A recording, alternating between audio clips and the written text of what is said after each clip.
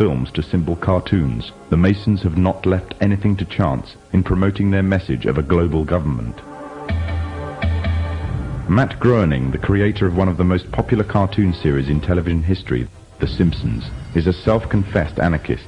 Matt Groening himself has openly declared that he wanted to get his own political ideas across within his work. But he wanted to do this in such a way that people would find it easy to accept his ideas. And the means he chose to this was a clever little cartoon called The Simpsons. So what exactly is The Simpsons teaching us and our children? There are many lessons being programmed into us. These include disregard for authority, either parental and governmental, that bad manners and disobedience is the way to attain status amongst people, and that ignorance is trendy and cool, whereas knowledge is unfashionable. However, what is especially worrying is the Masonic undertones of one episode in particular. The episode in which the father figure of the family, Homer Simpson, becomes obsessed with a group called the Stonecutters, or should it be called the Freemasons? Upon joining the group, his fellow members find a birthmark on him, a mark that makes the rest of the group declare him to be the chosen one. You are the chosen one, whom the sacred parchment prophesied would lead us to glory. But with his newfound honor and dignity, he, Homer Simpson, fools himself into thinking that he is God. I always wondered if there was a God, and now I know there is, and it's me. Some may dismiss it as nothing more than a children's cartoon, a bit of harmless fun. But the influence it has on audience makes it a very effective means of propaganda, indoctrinating a people without them even realizing. Its very creators admit that they are propagating their political ideas to the audience in a covert manner. Ideas spread through the domestic television can reach a far wider audience than movies and cinema. And it is through this media that a new concept is being introduced. The concept of one global leader. Famous for his novel, The Jungle Book, Rudyard Kipling, another Freemason, wrote a book called The Man Who Would One Day Be King. This was later made into a big-budget Hollywood film, starring the likes of Sean Connery, Michael Caine, and Saeed Jaffari. The book is the story of two soldiers that journey to a country on the edge of India, a country that was once rumored to contain great riches, that once belonged to Alexander the Great. Upon reaching the country, the two soldiers are captured by the local inhabitants, a people called Kafirs, named after their country, Kafiristan. When the two men are about to be killed, a necklace is discovered around the neck of one of the soldiers. Engraved on it is the symbol of the Masonic one eye. The Kafirs revere him as their god and attribute to him the divine attribute of immortality. The man himself first regards himself as a king, and then in his newfound power begins to regard himself really as being a god. From the Muslim perspective, if not that of others, the similitudes that can be drawn from this story are very interesting. The Muslim scriptures, called Hadith, contain many prophecies of the Prophet Muhammad. In these, it is prophesied that a man would arise from amidst the Kafirs, which means infidels in Islam, who would be recognized by his one eye and would be made a world leader, claiming first to be a king and then later to being God, and that he will seem immortal until an appointed time. In another film, the concept of global leader and global government is also strongly propagated. In 1996, the film Independence Day broke all box office records, becoming the 7th highest-ranking film of all time. It entranced audiences around the world with a fictional story of an alien invasion on Earth. However, deep within the film's subliminal messages can be found, indicating the Freemasonic presence and the Freemasonic agenda. In the film, there is a military base known as Area 51.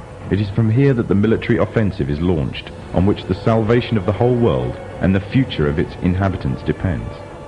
The entrance to this installation is a pyramid, on which is engraved the symbol of the one eye. The film shows the USA as the forerunner in establishing a global offensive, involving all the nations of the world, an offensive which is devised, controlled and commanded by one man, one overall leader.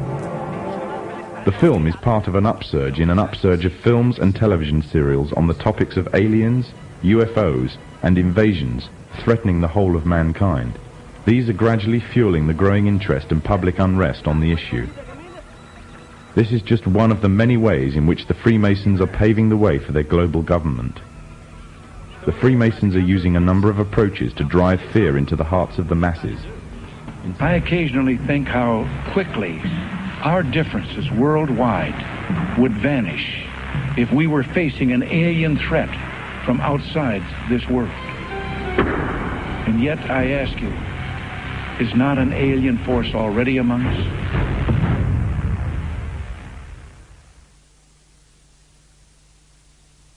Other tactics that the Masons are using in order to bring about a one-world government and the need for a global security force controlled by them is to allow crime rates to soar, thus creating fear for personal and national security. The drugs industry, according to official estimates, is in terms of monetary value one of the largest industries in the world. The countries of the world are currently involved in trying to solve this problem on a national and international scale. The United States, for example, has a huge and growing drugs problem, the direct result of which has been soaring crime rates, which continue to increase at an alarming rate. Backed by the growing levels of public demand for tougher action, the government has justification to use heavy-handed, overt and covert operations to combat the drugs problem and satisfy public opinion. However, certain disturbing facts about the American drugs war throw a shadow of doubt upon its credibility and the motives of the government. It is commonly believed that during the 1960s, J. Edgar Hoover, the then chairman of the FBI, allowed the drugs trade to flourish within the African American community in an attempt to undermine the black community's uprising within American society. During the 1980s, with the threat of communism taking over Central America, money was urgently required to finance the rebellion movement against communism, and to raise this, the CIA allowed drugs to be traded into America. Revelations by the American Senator, Jack Bloom, who was part of an investigatory committee into the matter, confirms this. The pathetic justification given by the FBI for using drugs to subdue the African American community in the 1960s was that the black uprising was in actual fact a communist attempt to undermine America's involvement in Vietnam. During the Contra Wars in the 1980s, the scapegoats used to justify the flow of drugs into America were once again the communists. However, today the threat of communism no longer exists, yet the drugs trade is still flourishing in America, and the trade in international drugs trafficking is soaring, raising the question as to why. In the course of the Contra War, the United States, as a matter of policy, abandoned drug law enforcement, looked the other way at the kinds of conditions we were creating that enhanced the ability of traffickers to move dope into the United States, and in effect allowed a drug trade to flourish, all to support the Contra movement and to support the war. Historically, the Freemasons have used or created problems within society to turn and manipulate events in accordance with their agenda. The rising drugs problem in America gives the authorities of all the justification needed to use stronger, heavy-handed tactics on an even wider scale. Already major transatlantic operations, as well as American and Latin American operations, have been undertaken to combat the drugs epidemic.